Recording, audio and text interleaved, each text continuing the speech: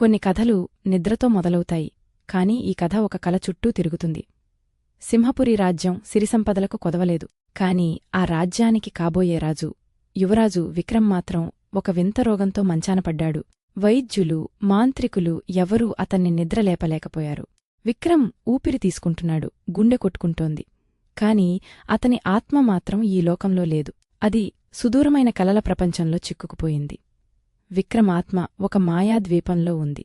అక్కడతనికి తోడుగా ఉన్నది ఒకే ఒక్క జీవి. అది ఒక అద్భుతమైన రంగురంగుల పక్షి. ఆ పక్షికి మాటలు వచ్చు. విక్రమ్ ఒంటరిగా ఉన్నప్పుడల్లా ఆ పక్షి అతనికి పాటలు పాడేది, కథలు చెప్పేది. విక్రమ్ ఆ పక్షితో ప్రేమలో పడిపోయాడు. నన్ను ఈ నిద్ర నుండి బయటపడేయవా అని అడిగితే ఆ పక్షి మౌనంగా ఏడ్చేది. నువ్వు మేల్కొంటే మన బంధం తెగిపోతుంది విక్రమ్. రాజ్యంలో ప్రకటన, నా కొడుకును నిద్రలేపిన వారికి అర్ధరాజ్యమిస్తాను. అప్పుడు హిమాలయాల నుండి ఒక యోగి వచ్చాడు. విక్రమ్ నాడి పట్టుకుని చూసి చెప్పాడు, రాజా, మీ అబ్బాయి ఆత్మను ఒక కలల పక్షి బంధించింది. దాని రెక్కలు విరిచేస్తే తప్ప యువరాజు తిరిగిరాడు. రాజుగారు తన మంత్రశక్తితో విక్రమ్ కలలోకి ఒక మాయాబాణాన్ని పంపించారు. ఆ బాణం విక్రమ్ చేతికి చేరింది. ఆకాశవాణి వినిపించింది, విక్రమ్, ఆ పక్షిని కొట్టు, నువ్వు తిరిగి రావచ్చు. విక్రమ్ బాణం ఎక్కుపెట్టాడు. ఆ పక్షి కదలకుండా అలాగే నిలబడింది. దాని కళ్లల్లో భయం లేదు, కేవలం ప్రేమ మాత్రమే. నన్ను చంపి నువ్వు బతుకురాజా అన్నట్టుగా చూసింది. విక్రమ్ చేతులు వణికాయి. అప్పుడు అతనికి ఒక నిజం తెలిసింది. ఆ పక్షి ఎవరో కాదు, గత జన్మలో తన కోసం ప్రాణాలర్పించిన తన ప్రేయసి.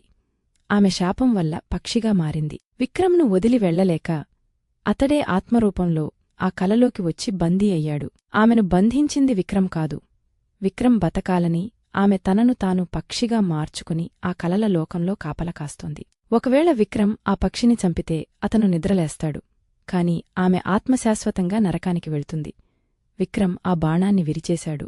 రాజ్యం లేకపోయినా పర్లేదు, ప్రాణం పోయినా పర్లేదు, నిన్ను చంపి నేను బతకలేను అని ఆ పక్షిని గుండెలకు హత్తుకున్నాడు. అదే సమయంలో రాజమహల్లో విక్రమ్ శరీరం ఊపిరి ఆపేసింది. వైద్యులు రాజు మరణించాడని ప్రకటించారు. రాజ్యం కన్నీరు మున్నీరైంది. కాని నిజం, విక్రమ్ చనిపోలేదు. అతను ఆ కలల ప్రపంచంలో తన ప్రేయసి అయిన ఆ పక్షితో కలిసి శాశ్వతంగా ఉండిపోవాలని నిర్ణయించుకున్నాడు. వారిద్దరూ ఇప్పటికీ ఆ కలల లోకంలో విహరిస్తూనే ఉన్నారు. నిజమైన ప్రేమకు త్యాగం కంటే గొప్ప నిర్వచనం లేదు. భౌతిక సుఖాల కంటే ఆత్మబంధమే శాశ్వతం. మరో అద్భుతమైన జానపద కథతో మళ్లీ మీ ముందుకు వస్తాం.